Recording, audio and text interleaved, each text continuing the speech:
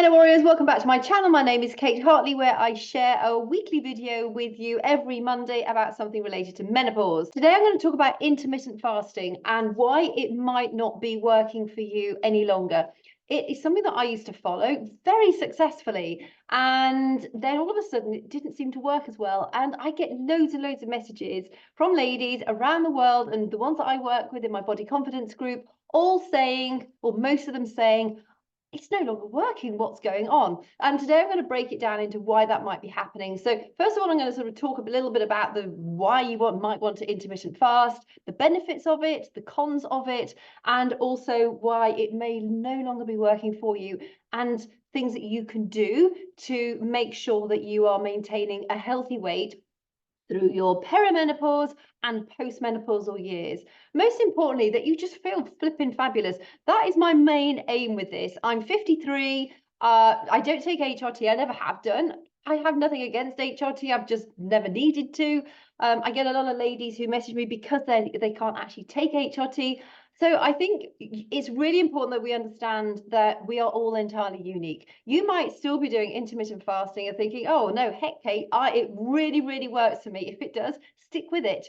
If it's working, maintain what you're doing. This really is if it's, you found that it's no longer working, or you are struggling to maintain or reach a healthy weight through and beyond menopause.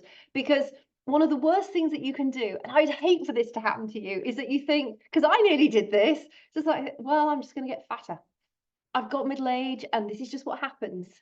It is what happens to a lot of women because they don't either come across something like this, or they've just resigned themselves to the fact that they're just going to get fatter, or they perhaps just aren't that interested in making a few lifestyle modifications.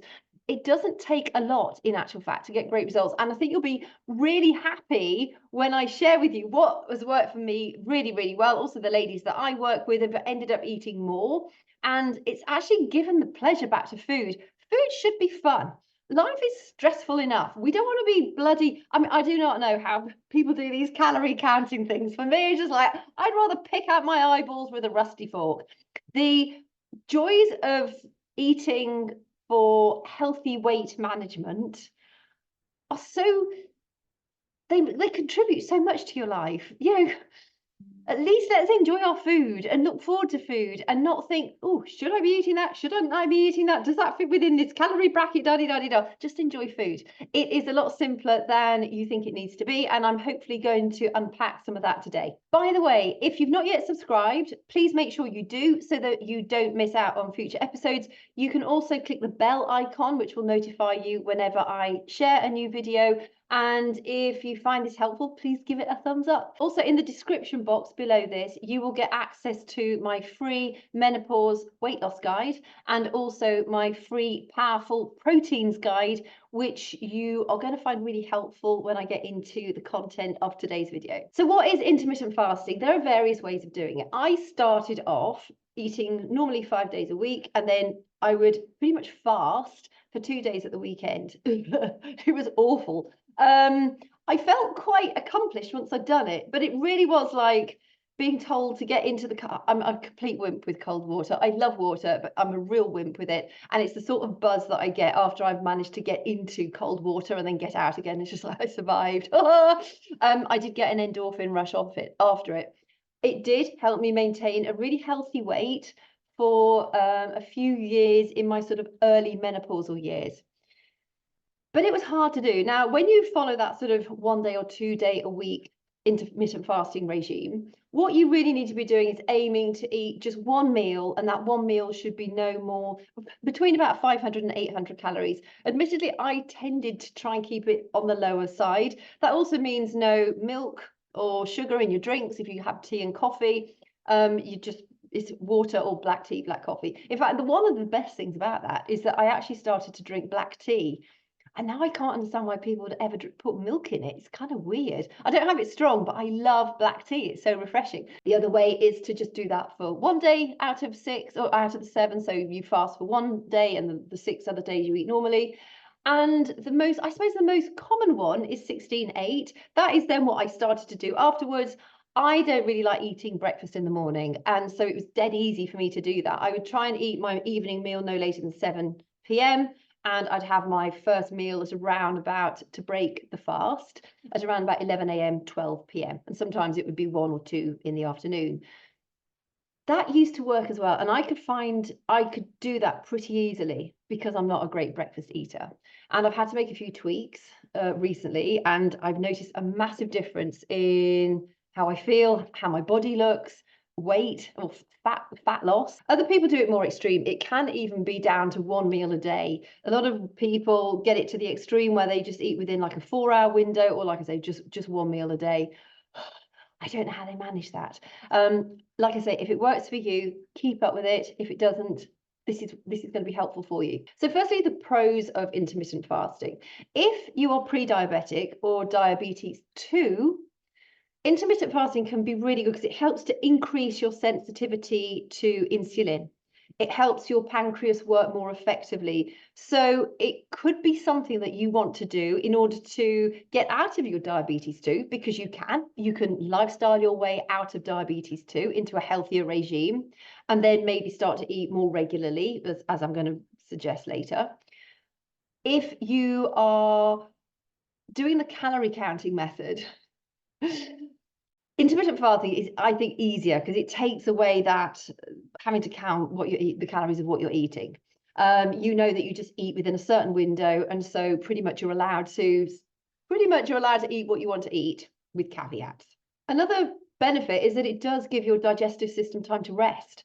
A lot of us tend to graze throughout the day. We eat our emotions. When we're bored, we eat. When we might have bad breath, and because we're not eating the right stuff, we're not drinking enough water, we're not moving our bodies enough, we might have some digestive issues in our, our gut microbiome might be off. And you eat to change the flavor in your mouth. There's so many different reasons why we eat. It's really, actually, if you can really ask yourself, why is it that before you eat something, why are you actually eating? Is it because you're hungry? It's because you're bored? Are you trying to soothe yourself because your emotions are frazzled? Is it because you want to change the flavor of what's going on in your mouth? It really gives you a good overview as to what is actually driving your food choices. The cons of intermittent fasting: they can really negatively impact your energy levels, particularly when you're perimenopausal or menopausal. The body's going through enough stress already. It's trying to find the balance, and our hormones are, we might be having brain fog, we might be having rage outbursts. It might be that our significant other doesn't understand, or that we don't have the patience, or indeed the emotional strength to actually have that conversation, because you might be afraid you might cry, you don't know how to word it, you don't know even how to describe how you're feeling, you just know you're feeling completely just wretched, and it's just so hard to help somebody else understand that. So our bodies are under a heck of a lot of stress. Well, if you're not giving your body regular doses of energy through nutritious, healthy food, you might really be doing yourself a disservice, plus brain fog. When we're tired, when we're not eating sufficiently, when we're not drinking enough water, that can really contribute to brain fog. So that's another reason why you probably might not want to continue with intermittent fasting if it's something that you've been doing and it's no longer working for you. It can produce an all or nothing mentality. And if you have a tendency to disordered eating, it can actually lead to too much control around your food. You might start with a 16-8 window, and then all of a sudden you think, oh no, I'm going to do 18-6. And then you might think, I'm going to do 24, and then I might just have 1 meal a day, and then I might see if I can go without a meal a day. That's not healthy either. For some people on medication, you need food in order to have your medication. So of course that would rule out intermittent fasting. And also, if you're older, or if you are struggling with your mobility, your balance, having low blood sugars is not going to do you any favors. You don't want to be feeling woozy and a little bit weak or jittery, because you can get jittery when you're intermittent fasting, if you're struggling with your stability, if you're just struggling with your balance in general. As for weight loss, there are quite a few studies out there. None of them are definitive, as always. Particularly for menopausal women, it would suggest that there is no real difference between just following general calorie restriction versus intermittent fasting as far as weight loss goes. Now, this is what I really want you to think, right, sit up, and if you've fallen asleep, wake up for a second, because weight loss is not the same as fat loss, which is why I think you'll find intermittent fasting may not be working for you right now. As we get older, And as we go through the menopause, generally, again, the statistics vary, but between 1 and 3 to 5%, up to 8% after menopause, we lose in our muscle mass and also our bone density as we get older. So we are fighting an uphill battle as far as maintaining strong muscles. Naturally, they are starting to wither away. You do not want to look like a barrel with sticks out of, stick arms and stick legs. Well, you might want to. If you do, that's fine. But on the whole, we want to be strong. We want to be lean. We want to be mobilizing our joints. We want to be supporting our skeleton. Our skeleton relies upon our muscles to support it. We need strong, healthy muscles, particularly if you want to manage your weight healthily, because when you have lean, strong muscle, it boosts your metabolism without a shadow of a doubt. When you've got boosted metabolism, you burn fat more effectively. If you are lacking in muscle, this is why the fat loss, weight loss thing really comes in. When you are restricting your calories or you are intermittent fasting to a degree, you are not allowing your body to eat sufficient around your strength training sessions. So this was me back in the day before I actually started my proper strength training and eating more effectively. So I did lose weight, but you can see here, I've actually got quite a bit of chunky stuff around my middle. Yeah, I've got some abs, I've got some obliques, but there's still a little bit bulgy there. This was after about 18 months of eating more and doing regular strength training workouts. Same here. So this here, and in fact, back here as well, was when I was eating way more than I'd ever eaten with this tummy here.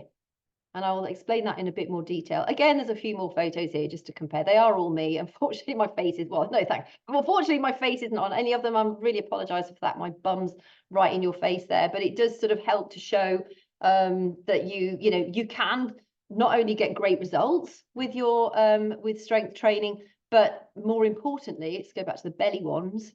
You can really significantly reduce what is going on here by strength training and eating more. I probably will lie awake at night tonight thinking, why did I share those bum photos?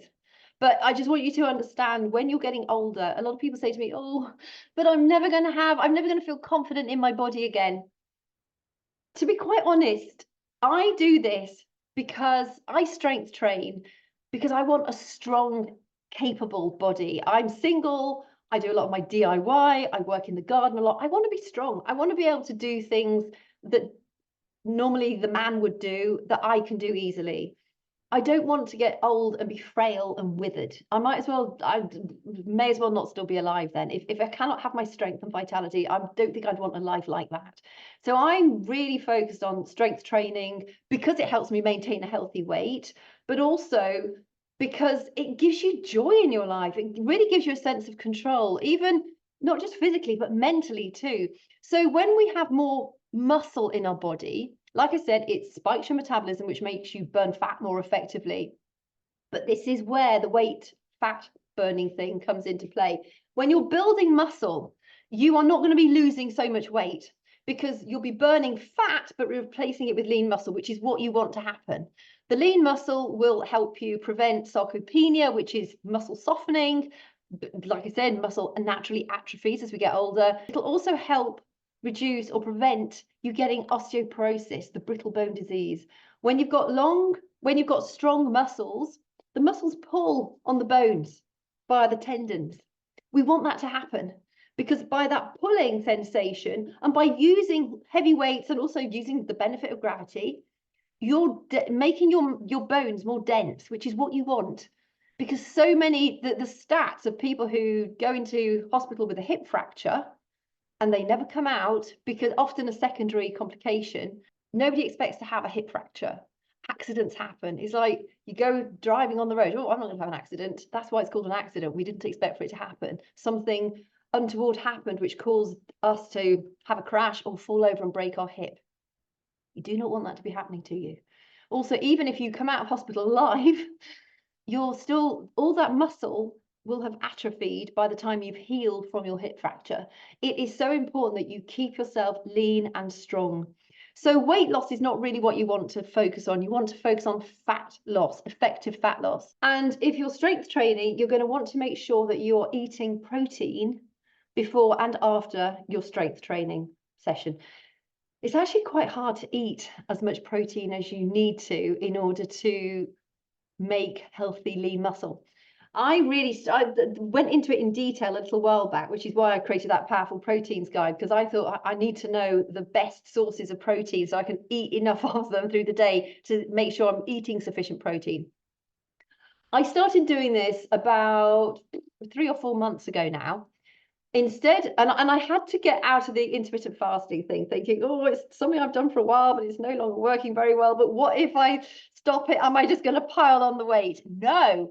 So I started eating, I don't like breakfast, but I do make myself eat a really healthy bowl. It's normally like a few overnight sort of soaked chia seeds, a little bit of porridge oats, Greek yogurt on top, so chia's protein, Greek yogurt's protein, milled linseed, great source of protein, a little bit of protein powder because I love my protein powder, and then fresh berries or frozen berries, blueberries, raspberries, that sort of thing, and often a few sunflower seeds and half a small banana on top of that. I eat that before my workout. It's not too heavy, and it's bursting with different flavors and textures. I really, really enjoy it. And I can manage to eat that before I do a workout. And then after my workout, I have my muscle recovery drink, which is packed full of branch chain amino acids. So it sort of does what it needs to do fast.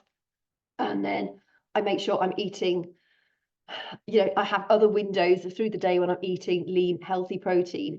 But you have to kind of work at it to begin with to understand that you need to eat as much protein. When I started doing that, my muscles developed brilliantly. Now, some of you might think, oh, I take creatine. That's the same sort of thing to help you build better lean muscle. I tried creatine a few months back, and I actually don't think it made any difference to my muscle sculpting at all. The thing that made the biggest difference was eating protein before my workout. I'd always eaten protein afterwards because I always had my protein shake, but I hadn't eaten anything because I was doing my fasting.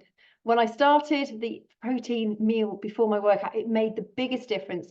My measurements went down, my waist went in, my belly fat went down. I got rid of some of the fluff. I have a little bit of fluff still because I drink red wine in the evening. I am not a bikini competitor. I would not want to starve myself of fruit and drink only restricted water and fluids to make my skin go against my muscles. I'm not into that. I'm into loving food and drink. I love food and drink and I eat really plentifully. And when I follow the nutritional system, I follow one of two. I sort of alternate them just for variety. I eat way more than I ever did before when I found that by eating more, I lose weight. And I'm not eating rubbish. I tend not to touch processed food. I cook all my own stuff from home. I eat healthy food. I'm not greedy when I eat, but also I don't have small portions. I like to feel full after a meal. I love food. I love drink. So my compromise is having a little bit of extra fluff around my middle because of my red wine. And I'm not saying you've got to drink red wine. I know there's a lot of people that are completely sober these days, and I think that is amazing. Go you. When I go teetotal, I feel fabulous. My halo glows around the world. Right now, I'm not, but I'm building up to be teetotal again for a while. It's just my choice. We all have our choices, and I don't think you should flog yourself one way or the other, whether you drink alcohol or not. It's a bit like the food terrorists, the keyboard warriors. There are so many strong opinions. If it works for you and it doesn't hurt anyone else, do what suits you best. Enjoy your life. Have fun with it. Food and drink are a vital part of enjoyment of our life. But for fat burning effectively, make sure you are strength training regularly and eating protein before your workout. The next reason why your intermittent fasting may no longer be working is the fact that you are eating too few calories. And if you're eating too few calories throughout the course of the day, you cannot build lean muscle. You need to be putting stuff in order to generate lean muscle, which will then help you burn fat more effectively and burn more calories as the day goes on, because the more muscle mass you have, the more calories you're going to burn. The other thing to remember is if you're really restricting, the body's really clever, it balances itself and it will slow down its metabolism to match the fact that you're not putting enough energy into it. The problem with that is, and if you're in that situation, don't panic. But when you are in that situation, a lot of women will then just start to eat normally again, because to restrict for the rest of your life is bloody hard. You then start eating normally, and you might then be reaching for the foods, the fast carbs. You think, oh, that's it, I'm done. I'm just going to get fatter. I don't care anymore. I'm just going to enjoy life. You can still enjoy life and be really healthy too. But your body will just like hang on to every calorie it gets. So that is when following a really good nutritional system is going to support you in that, because you're going to be feeding your body with what it needs when it needs, particularly getting your macronutrients right throughout the course of the day. That will help prevent that immediate weight gain spike when you start to eat normally again. The other reason is sometimes with intermittent fasting, you're great, don't eat a thing throughout your fasting hours, and then your window arrives when you can eat and you overeat. If you're overeating any type of food, it could be salad, it could be vegetables. If you're eating too much of it, what the body doesn't need then gets stored as fat. So that is the other slight issue with intermittent fasting, is the fact during your eating window, you're just eating too much. And the final reason is when you are intermittent fasting and your body is actually hungry, you're not enjoying it, you're causing stress in your body. Cortisol in small amounts is anti-inflammatory. However, when we are in prolonged stress, and particularly as our estrogen levels fall, our cortisol levels naturally rise, it can create too much stress in your body, which can lead to increased inflammation. It can increase the amount of insulin that your body produces, which is your fat storing hormone, and all of a sudden you find that you're gaining weight around the middle. We have 4 times the amount of cortisol receptors around our middle than we do in any other part of the body. So if you're finding it stressful with intermittent fasting because you're hungry, that can also lead to weight gain. So what to do? Eat enough protein. Make sure to download that powerful proteins guide. You want to aim for what your ideal body weight would be, healthy body weight. So say you want to weigh 150 pounds. That means you want to be aiming to eat between 130 and 150 grams of lean protein every day. You might be thinking, oh, that's probably fairly easy to do. It's actually quite hard. You do have to be structured about the amount of protein you eat. Every meal, eat some protein if you can. That's why I have my protein recovery drink. I have a superfood protein shake, and then I obviously have my pre-workout protein meal. And then I make sure I'm so cognizant of it these days. But then protein at lunch and protein in my evening meal, so I know I'm getting enough. But you have to work hard to eat enough protein. And if you don't want to give up intermittent fasting completely, just do it on your rest days, because you won't be strength training every single day. So on the days when you're not, then do your intermittent fasting and see how that works for you. Because I know a lot of people get a lot of pleasure from it. And again, remember, weight loss is not what you're looking for, it's fat loss that you want. Because the scale is just such an arbitrary guide. Yes, it is a guide, but you want to be building muscle for a healthy latter life, so that you don't, seize up, but also so that you keep your metabolism fired up, so that you're able to keep burning calories, so that you're able to be fit, strong, and flexible, and to do those things that you need to do, like climb the ladders and clear the gutters and lift heavy things, and not pull your back because you either coughed or dropped the pencil. So I hope this has been helpful. I'd be really interested to hear what your experience of intermittent fasting is in the comments. Remember, we're all completely unique.